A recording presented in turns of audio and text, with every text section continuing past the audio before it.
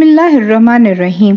असीरान बदा मुशरिक कैदी आसमान से वही के ज़रिए अपने दफ़ा में लड़ने की इजाज़त के बाद जो जंग बदर हुई, उसमें अल्लाह ने अपने वादे के मुताबिक मुसलमानों को शान शौकत और बुलंद रुतबा फ़तह मुबीन से नवाज दिया।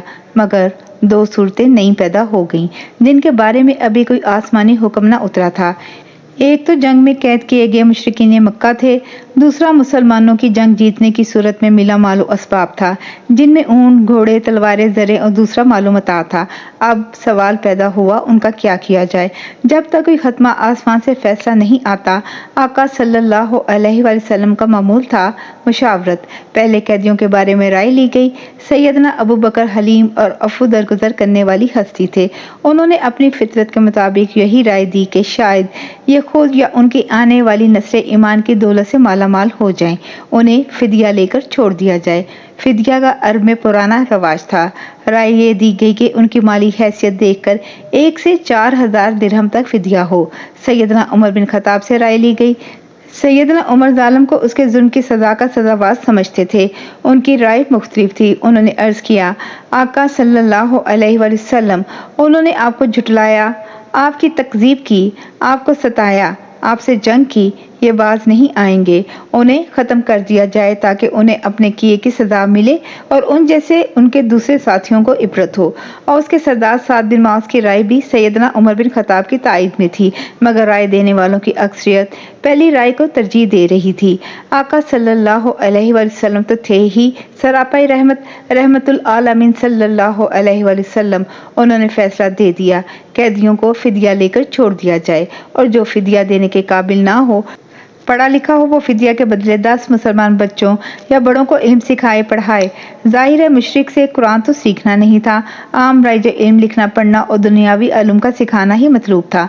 दुनियावी अलूम की इतनी तौकीर 4,000 दिरहम फिदिया के बराबर। फिर मुसलमान बच्चों बड़ों को पढ़ाना भी काफरों से। मुसलमानों में इल्म की फोकियत रासख हो गई। आका सल्लल्लाहु अलैहि वसल्लम के हुक्म की तामील शुरू हो गई।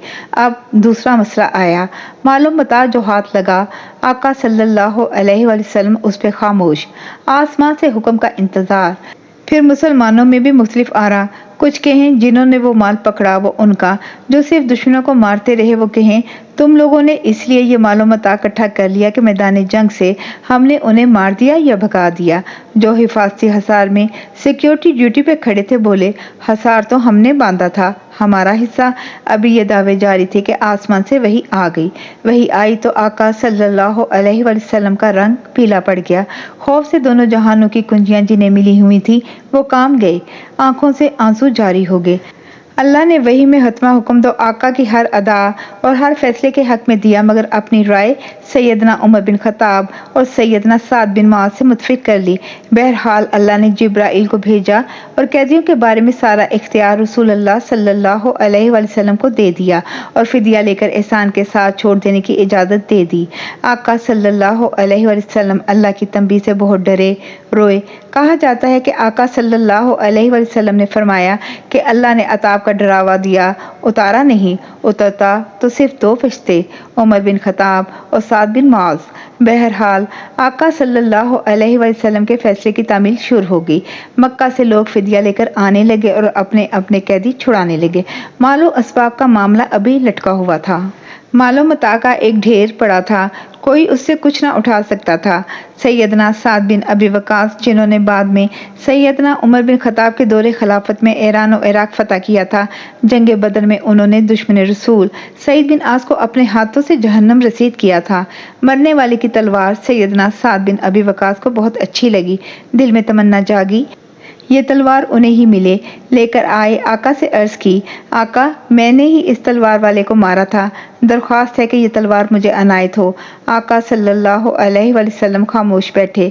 अल्लाह जाने किस ध्यान पे ध्यान लगाए थे। फरमाया नहीं, उसे इसी ढेर पे रख दो जहाँ बाकी सामान पड़ा है। तामील हुई।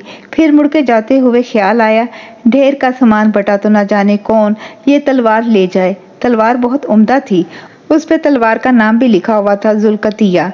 जाते जाते फिर ठहरे, मुड़े, दोबारा आका की खिदमत में आकर वही अर्ज की। आका सल्लल्लाहु अलैहि वसल्लम का फिर वही जवाब, वही ढेर पे पड़ी रहने दो उसे। सैयदना साद बिन अबी वक्कास सर झुका के मायूस चल पड़े। अभी ज्यादा दूर न गए थे कि आका सल्लल्लाहु अलैहि वसल्लम ने उन्हें आवाज देकर बुलाया। भागे आए। आका सल्लल्लाहु अलैहि वसल्लम ने फरमाया, आसमान से हुक्म आ गया। पहले ये तलवार ना मेरी थी, ना मुझे उसे किसी को देने का इख्तियार था, इसलिए मैंने तुम्हें कहा था उसको ढेर पे रख दो। अब अल्लाह ने वही के जरिए मुझे इख्तियार दे दिया है कि जो चाहे जिसे मर्जी दूं, लिहाजा अब ये तलवार तुम्हें देता हूँ। अल्लाह ने साफ साफ कह दिया था, ये माले गनीमत के बारे में पूछते हैं, कह दो ये किसी का माल नहीं सिवाय अल्लाह और अल्लाह के रसूल के। अल कुरान। सब इख्तियार अल्लाह ने रसूल अल्लाह को दे दिया।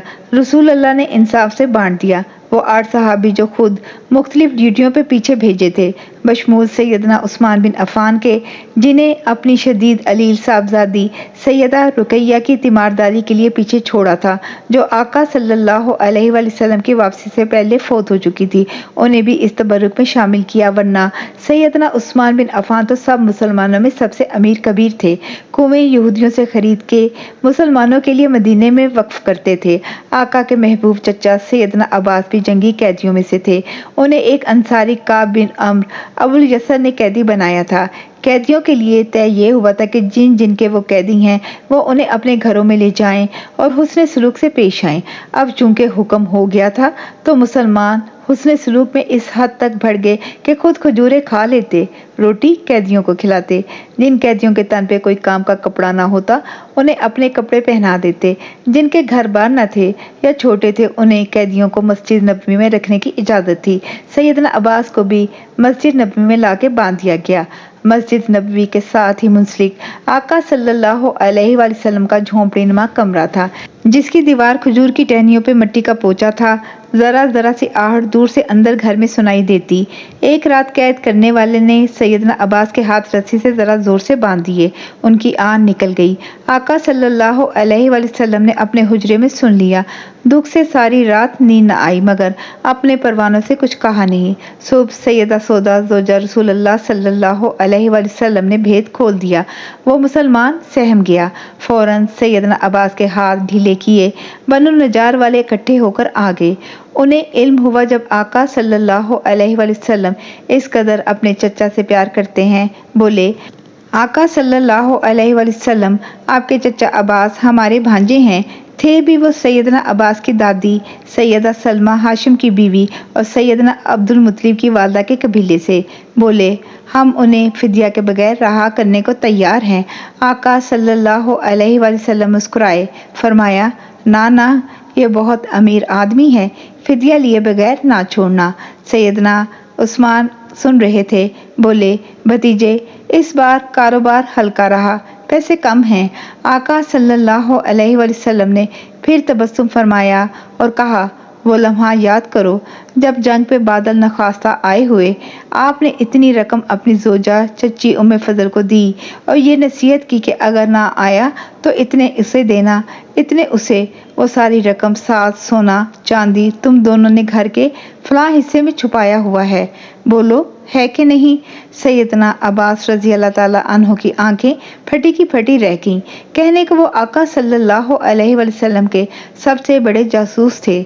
दूर दराज की खबरें आका सल्लल्लाहु अलैहि वसल्लम तक पहुंचाते थे, मगर आसमान से आई खबर सुन के सर हिलाने लगे। बोले, वाकई भतीजे, मैं गवाही देता हूँ कि आप अल्लाह के सच्चे रसूल हैं, क्योंकि इस माल का मेरे और मेरी बीवी के अलावा किसी को इल्म नहीं। सैयदना अब्बास से पूरे 4000 दिरहम लिए गए। यही नहीं, आका सल्लल्लाहु अलैहि वसल्लम ने फरमाया, अकील के भी आप ही पैसे अदा करें। किए।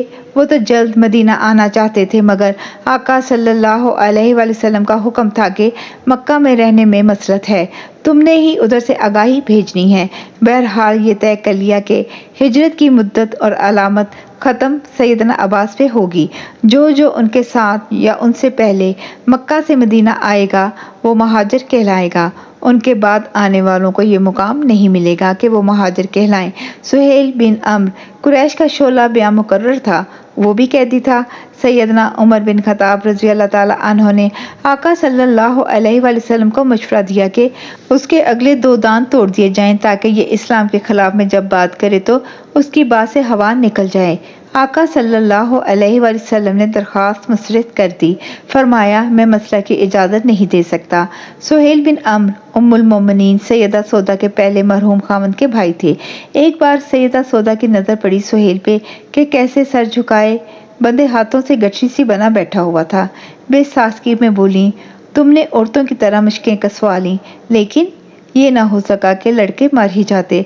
आका सल्लल्लाहु अलैहि वसल्लम करीब ही तशरीफ फरमा थे। फरमाया, सौदा मेरे मुकाबले पे इश्तिआल फैला रही हो।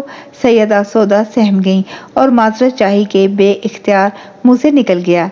वैसे तो सुहेल बिन अम्र खुशहाल आदमी था, मगर सरे दस्त उससे फिदिया की रकम का बंदोबस्त ना हो सका। मक्का का एक मुशरिक मकर्स बिन हफ्स इसी कोशिश में लगा हुआ था। आखिर उसने आका सल्लल्लाहु अलैहि वसल्लम से दरख्वास्त की कि मेरी शख्सी जमानत पे सुहेल बिन अम्र को रहा कर दें, उसकी जगह मेरे पाँव में तस्मा डाल लें, असीर बना लें। उसकी बात मान ली गई। सुहेल बिन अम्र को बगैर फिदिया के छोड़ के उसके जमानती को बांध दिया गया। बाद में सुहेल बिन अम्र ने रकम इकट्ठी कर ली और अपना जमानती रहा करा के ले गया। असीराने बदर में एक नौफल बिन हारिस भी था। फिदिया की बात आई तो बोला, मेरे पास कुछ नहीं। आका सल्लल्लाहु अलैहि वसल्लम ने फरमाया, नौफिल तेरे वो नेज़े कहाँ हैं जो तुम जद्दा में छोड़ आए हो? नौफिल बैठा बैठा उछल पड़ा, आंखें फटी की फटी रह गईं। बोला, अल्लाह की कसम, इस बात की खबर मेरे सिवा किसी को नहीं। मैं मान गया आपकी रसालत। मैं गवाही देता हूँ कि आप सल्लल्लाहु अलैहि वसल्लम अल्लाह के सच्चे रसूल हैं। नौफिल मुसलमान हो गया, मगर नेज़े भी ले आया और अपना फिदिया भी अदा किया। मक्का का एक मशहूर शायर भी कैदियों में पकड़ा गया। शायर उस जमाने में भी गरीब होते थे, खास तौर पे वो शायर जो किसी कबीले के रईस या सरदार ना हो, मगर उनका असर रसूख और लोगों में एहतराम होता था। वो शायर मुशरिक था। अपनी शायरी में आका सल्लल्लाहु अलैहि वसल्लम के हजूम और इस्लाम दुश्मनी की बातों से लोगों को मुश्तिल करता था। बोला, मेरे पास खुद को छुड़ाने के लिए कुछ भी नहीं। 5 बेटियां हैं लेकिन हाथ खाली हैं। कुछ भी नहीं है मेरे पास सिवाय अपने लफ्जों के, जो अब आपके कसीदे में कहूँगा, कहता रहूँगा अगर मुझे रहाई मिल जाए। उसका नाम था अबू इज़्ज़ा अम्र अल जमही। आका सल्लल्लाहु अलैहि वसल्लम ने अबू इज़्ज़ा को मुफ्त में रहा कर दिया। सिर्फ एक वादा लिया, इश्तिआल अंगेजी ना फैलाना।